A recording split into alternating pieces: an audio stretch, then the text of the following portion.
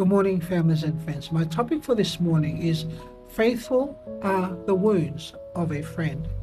Bible text is Proverbs chapter 27, 5-6. See, have you ever received criticism that hurt your feelings? At first, it felt unfair, but later you realize it actually helped you become a better person. I know I have. Friends, see, the Bible teaches that not all criticism is harmful. In fact, constructive criticism is one of God's tools for helping us grow. Proverbs 27:6 says, "Faithful are the wounds of a friend, but the kisses of an enemy are deceitful." See, friends, a true friend doesn't simply tell us what we want to hear. They tell us what we need to hear. It may be uncomfortable in the moment. However, loving correction can save us from making greater mistakes. See, think about King David.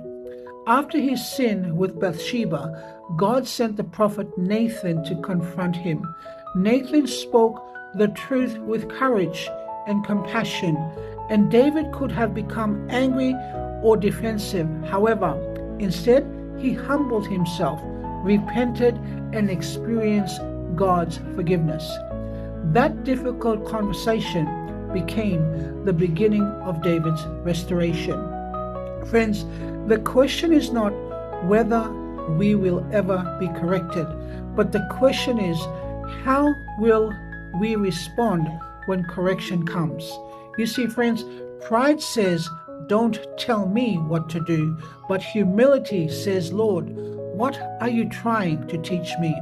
You see, as Christians, we are called to speak the truth in love and to receive truth with humility. Friends, correction should never be brought tearing people down. It should always be about helping them become more like Christ. Remember this: criticism that comes from love is not your enemy.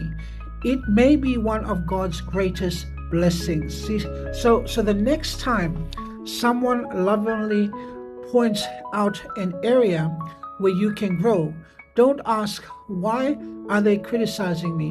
Instead ask, "Lord, what are you teaching me through this?" Because a teachable heart is a heart that God can continue to transform. God bless.